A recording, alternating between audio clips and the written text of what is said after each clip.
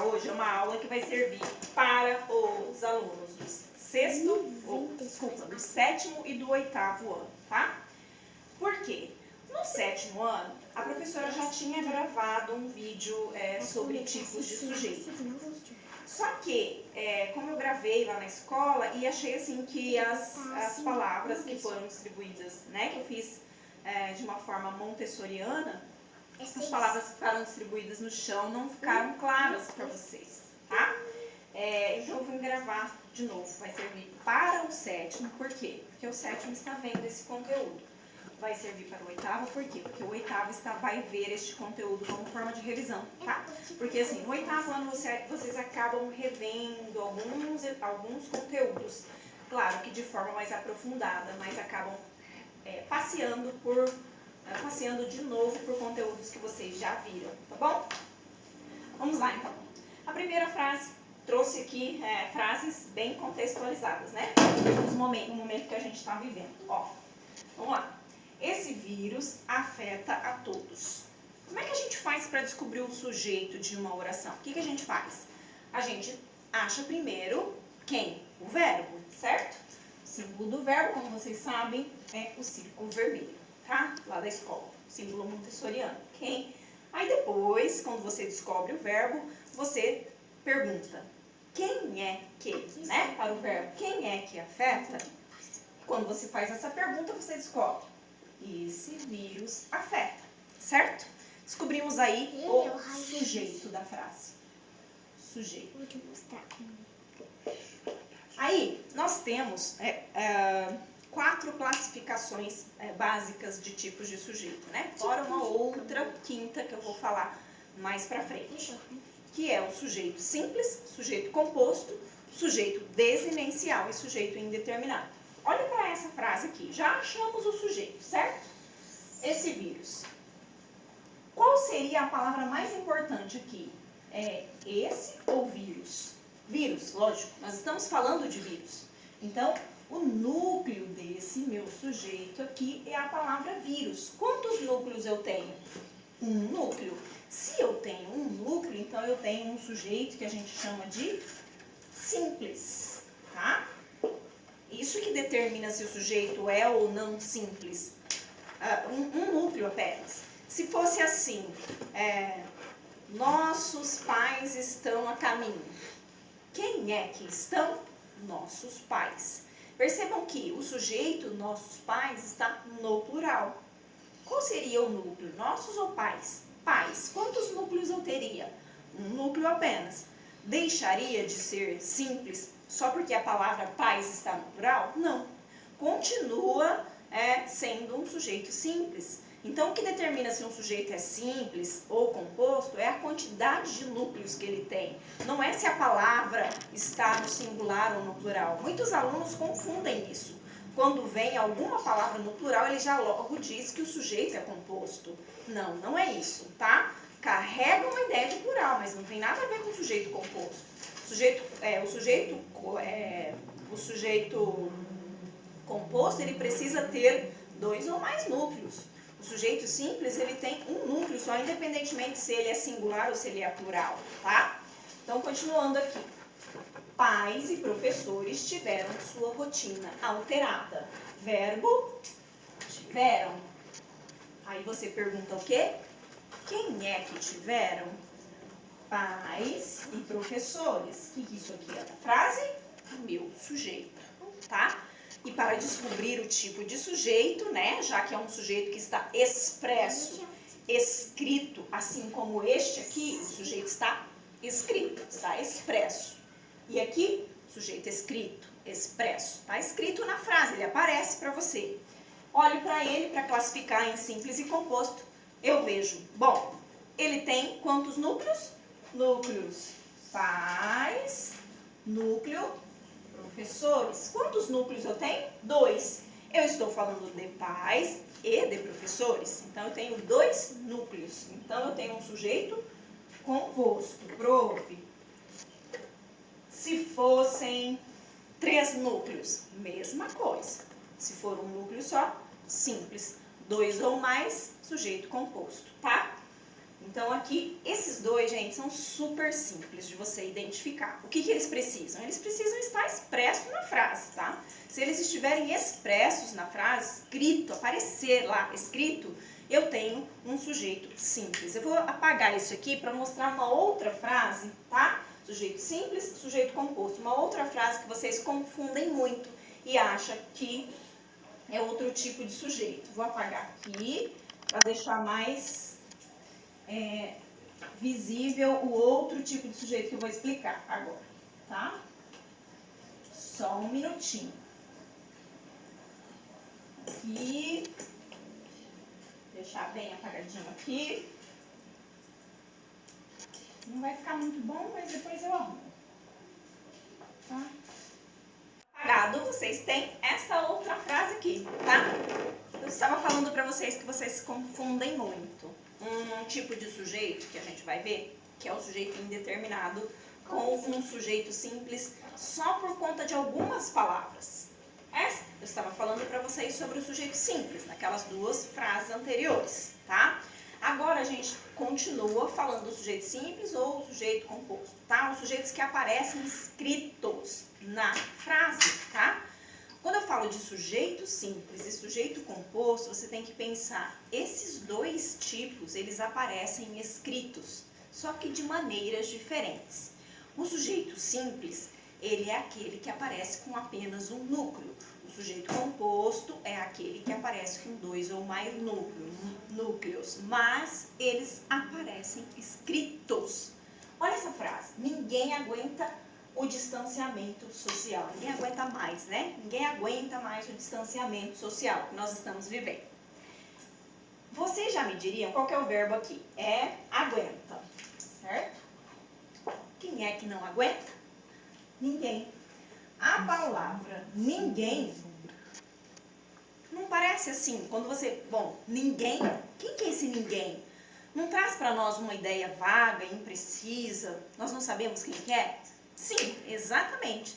Só que presta atenção, eu não posso dizer que esse sujeito aí é o sujeito indeterminado. Por quê? Porque ele aparece escrito. Então, quando eu falo de sujeito simples e sujeito composto, é aqueles sujeitos que aparecem escritos na frase, tá? Expressos, tá? Então, aqui é o sujeito simples também, porque apesar de a palavra ninguém ter essa ideia abstrata, imprecisa, vaga, eu tenho um sujeito simples. Por quê? Porque ele aparece escrito. A palavra ninguém. Quantos núcleos? Um núcleo. Sujeito simples também, tá? Sujeito simples. A palavra ninguém, tá bom? Vocês confundem muito. Quando aparece a palavra nós, vocês dizem que é sujeito composto. Quando aparece a palavra ninguém, vocês dizem que é sujeito indeterminado. Então, não confundam mais isso. Apareceu escrito de algum jeito, é sujeito simples ou composto. Esses dois tipos, eles aparecem expressos na frase, tá? Agora, seguimos aqui. Olha essa outra frase. Desenvolvemos novos hábitos. Desenvolvemos mesmo, né? Quem que desenvolveu? Nós. Como é que eu sei que é nós? A gente conhece já, né? O nosso conhecimento já prévio nos diz que este verbo, ele indica a primeira pessoa do plural. Nós, está escrito? Não. Mas a gente entende por essa terminação, por essa desinência, que esse desenvolvemos está se referindo a nós. Nós aparece escrito na frase? Não aparece, tá? Por que que aqui não aparece? Esse é um outro tipo de sujeito. Qual que é o tipo de sujeito que aparece dentro do verbo, escondido no verbo? Eu não vejo ele expresso, mas eu sei quem ele é, tá? Quem que é o sujeito aqui? A palavra nós que está escondida. Está expressa? Não está. Mas ele está presente no verbo, tá? Então, como é que eu chamo esse tipo de sujeito? Desinencial. Desculpa que eu não fiz aquele passo a passo com vocês. Vou fazer de novo, tá? É assim, para achar o sujeito, você vai primeiro, acha o verbo, certo? Achamos o verbo, desenvolvemos. Quem é que desenvolveu? Nós. Está escrito? Não está escrito, tá? Mas a gente consegue perceber por este pedacinho aqui do verbo que chama desinência. Por isso que eu chamo esse sujeito de desinencial. As gramáticas trazem como...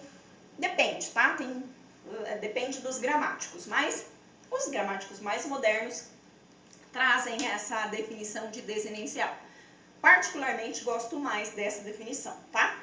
Mas ele também é chamado por oculto ou elíptico, tá? Tem esses dois jeitos de chamar esse sujeito aqui, oculto ou elíptico. Por que elíptico? Porque ele está assim, rodando ali, girando em torno do verbo, como se fosse assim, tá? Oculto é porque ele está escondido ali no verbo, tá bom? Então ele também, esse sujeito aqui, ele é chamado de desinencial. O sujeito desinencial, ele aparece em qualquer pessoa do discurso, seja na primeira, na segunda, na terceira, do singular ou do plural, tá? Qualquer pessoa. Vai depender de algumas situaçõezinhas específicas para ele ser classificado ou não como desinencial. Mas não confundam este aqui com o que eu vou mostrar agora, que é aquele que eu falei para vocês, que é o sujeito indeterminado.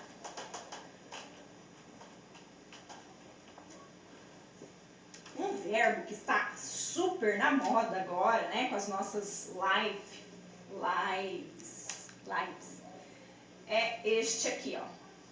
Escrever em preto, continuar escrevendo em preto.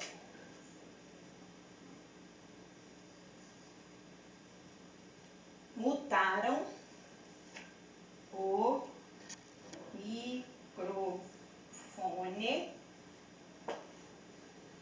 microfone da professora.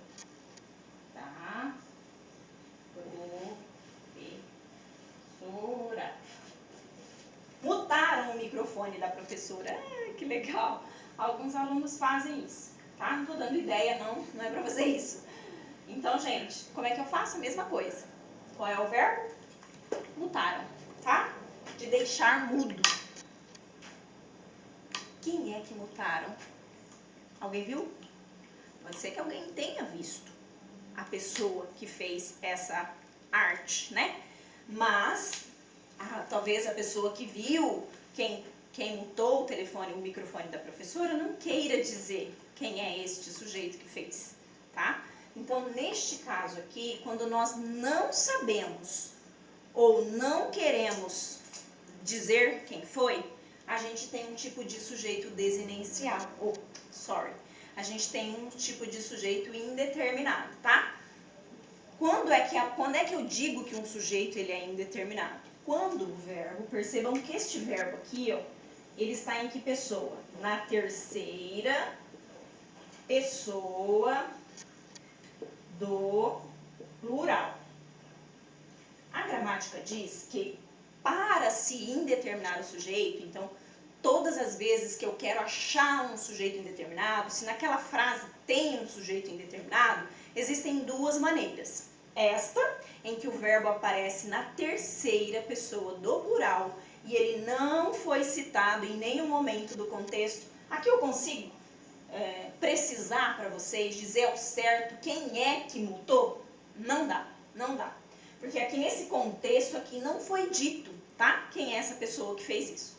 Então aqui eu tenho um sujeito indeterminado. Por que indeterminado? Porque o verbo está na terceira pessoa do plural, não foi citado em nenhum momento do contexto, tá? Qual é a outra forma de se indeterminar o sujeito? Vou colocar aqui a frase aqui embaixo. Pera lá. Ainda bem que tem edição de vídeo, né, gente? Fala-se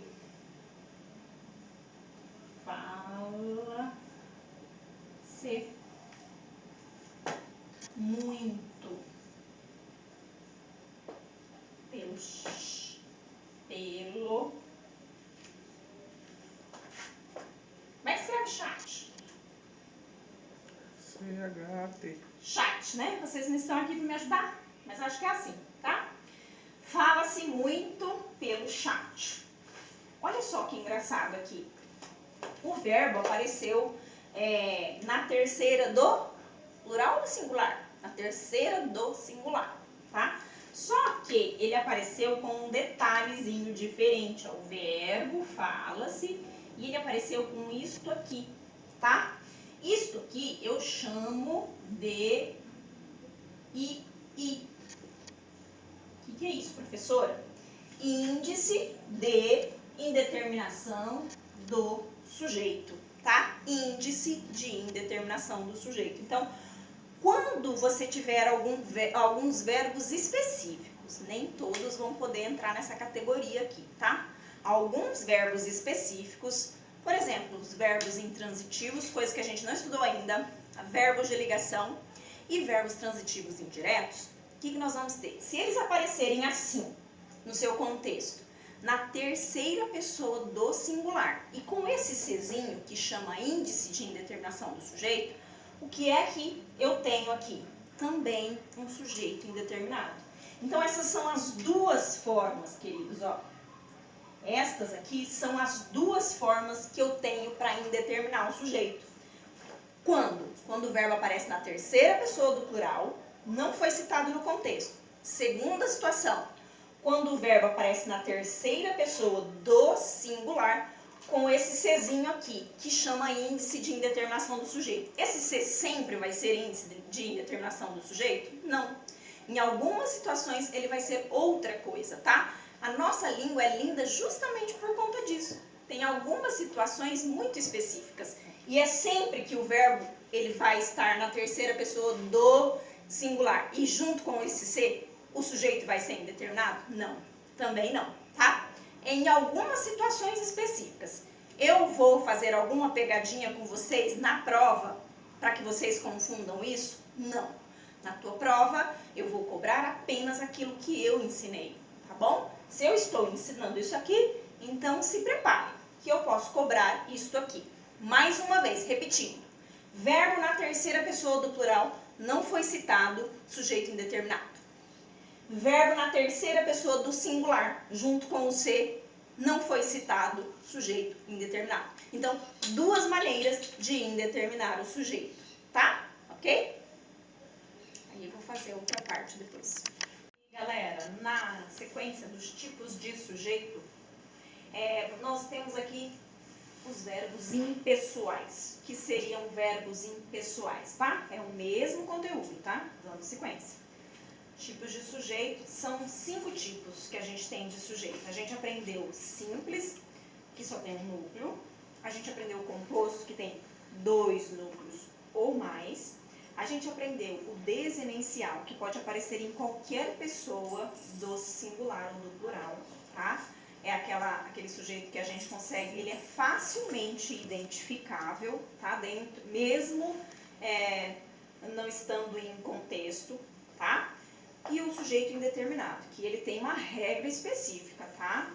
Essa é a diferença, a principal diferença entre os sujeitos desenencial e o indeterminado é essa, é que no indeterminado ele tem uma regra, ele obedece uma regra gramatical, e essa regra tem que ser memorizada por vocês, tá? Qual é a regra? Mais uma vez vou repetir. Eu vou repetir quantas vezes for necessário. O sujeito indeterminado é aquele que aparece na terceira pessoa do plural, não foi citado no contexto, não apareceu em nenhum momento na história, na frase, em lugar nenhum. Em outra situação também, que nós indeterminamos o sujeito, é quando o verbo aparece na terceira pessoa do singular, junto com o C, que é índice de indeterminação do sujeito. Então, isso é uma coisa que vocês têm que memorizar, tá? Se aparecer nessas duas situações, verbo na terceira pessoa do plural, não foi citado no contexto, verbo na terceira pessoa do singular com a partícula C, não é desenencial, hein, gente? É indeterminado. Indeterminado. Indeterminado obedece uma regra muito específica, tá bom? Agora vamos aqui para os verbos que são chamados de verbos impessoais. O que significa in na língua portuguesa? In, não, não.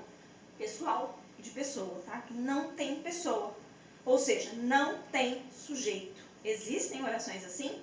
Existem, tá? Verbos indicando fenômenos da natureza, ventar, nevar, trovejar, amanhecer, anoitecer, todos eles, quando eles vêm sendo empregados em sentido real da palavra, não em sentido figurado, eles são orações sem sujeito. São verbos que não têm sujeito. Ó, choveu a noite toda. Qual é o verbo aqui? Choveu. Quem choveu? A chuva choveu? Não tem como, tá? Aqui não tem sujeito nessa oração, tá bom? Se fosse ventou, ventou a noite toda, também não tem sujeito. E se fosse assim, ó, do prédio choveram papéis picados. Olha, é o verbo chover também. Só que do prédio choveram papéis picados não está sendo empregado em sentido real. Está sendo empregado em sentido figurado. O que isso significa? Significa que do prédio alguém jogou, né, papéis picados. E não é que estavam chovendo, assim, veio, é um fenômeno da natureza. Não é um fenômeno da natureza, é um fenômeno que alguém, né, uma ação que alguém fez. Alguém pegou e jogou os papéis, certo? Então, são esses, tá? Todos os verbos que indicam fenômenos da natureza, então, são verbos impessoais, quando eles são empregados no seu sentido real, tá? Da palavra. Verbo haver com o sentido de existir ou indicando tempo transcorrido. Também é impessoal, ou seja, oração sem sujeito, tá? Professor, o que é isso? Verbo indicando existir. É quando ele está no sentido de existir. Por exemplo, olha essa frase. Há vários meninos aqui. Eu poderia simplesmente pegar esse verbo aqui, que é o verbo haver, e substituir pelo existir, tá? Eu poderia substituí-lo porque nessa frase o há tem o sentido de existir. Mas o verbo existir, ele é impessoal? Não é, tá? O verbo haver, olha que engraçado, essa é a gramática, tá? O verbo haver, quando ele está no sentido de existir, ele é impessoal. Só que o existir não. O existir ele sempre vai ter sujeito, tá? Ele sempre vai ter um sujeito lá. Ou simples, ou composto, ou indeterminado, ou desinencial, tá? Ele nunca vai vir com essa ideia de sujeito indeterminado, ou com essa ideia de sujeito inexistente, tá?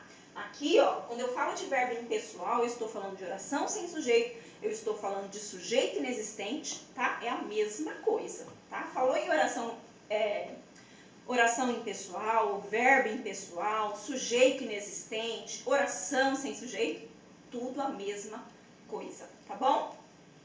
Então, o verbo haver com o sentido de existir não tem sujeito. Ó, há vários meninos aqui. Percebam que se vários meninos fosse o sujeito da frase, aqui o verbo haver ele deveria estar no plural, mas não. Por isso que em muitas situações você vê o verbo haver no singular. Por quê? Porque ele está indicando existir. E quando ele indica existir, ele é impessoal. Aqui eu não tenho sujeito, simplesmente não tenho sujeito. Professora, e uma oração assim, que não tem sujeito? O que seria o predicado dela? Toda oração. Toda oração, ó. Se o sujeito ele é desenenciado, se o sujeito é indeterminado, se não tem sujeito, toda a oração é o predicado. Toda frase é o predicado, tá? Então aqui, se eu pedisse para você qual é o predicado, toda a frase seria o predicado, tá bom? Em que outra situação também? Quando ele indica tempo transcorrido. O que é isso? Tempo passado, tá? Acabou. Há anos não nos víamos, tá? Há anos. Quem que há? Sei lá. Tá? Então, esse há aqui, nessa frase, ele não tem sujeito. O que ele está indicando? Haver? Ele está indicando existir? Não, ele está indicando um tempo que foi, um tempo passado. Então, em duas situações, você tem oração sem sujeito. Quando o verbo haver indica existir e quando o verbo haver indica tempo passado. Tá? Vou apagar aqui para a gente continuar, porque não são só esses dois casos. Tem mais um caso, vou apagar aqui. Vocês já vão ver qual é o outro caso. Rapidinho. Apagar. Tchu, tchu, tchu, tchu, tchu. Lá, lá, lá, lá. Vou cantar a música aqui pra vocês. Sou boa cantora, né? Rapidinho. Já apago e mostro a outra situação, tá? Qual é a terceira situação? Tudo isso tem no livro de vossas excelências aí na sua casa. Vou pegar meu caderninho, a cola aqui. Terceiro grupo de verbos. Aqui. Vou pegar a minha caneta azul, preta, preta, preta, preta.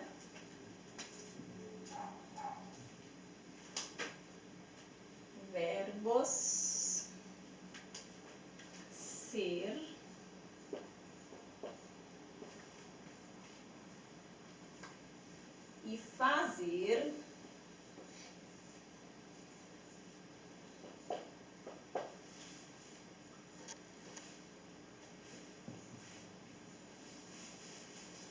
indicando tempo transcorrido. Mesma coisa do transcorrido. Vamos ver se está tudo certo aí. Verbo ser e fazer indicando tempo transcorrido, tá? Mesma coisa do verbo haver, agorinha que a gente falou. Exemplo. Quando eu digo assim, também quando ele indica horas, tá, gente? Quando ele indica horas, o verbo ser, em muitas situações, ele vai aparecer indicando horas. Se alguém te pergunta, que horas são? Agora são 17h19. Quem é que são? As horas é que são? Não dá pra saber, tá? Então, são... São 17 horas, tá? São 17 horas. Quem que são? Não sei, tá? Aqui não tem sujeito nessa frase. São 3 horas? Não sei. É 1 hora? Também não sei quem que é o sujeito, tá? O verbo fazer. Faz. Vou colocar no plural para vocês entenderem que aqui muitas pessoas erram, tá? Quando usam esse verbo. Vou colocar aqui no plural. Faz anos que não a vejo. Todo mundo que vai usar, vai ensinar esse verbo, usa o vejo ali junto também. Faz anos. Quem que faz? Os anos? Então não deveria ser fazem anos? Muitas pessoas dizem isso. Fazem anos, fazem 5 dias, fazem 5 semanas. Mas isso está errado, tá, gente? É uma construção gramaticalmente errada, tá? Por quê? Porque o verbo fazer, quando ele está indicando tempo passado, tempo transcorrido, não tem sujeito.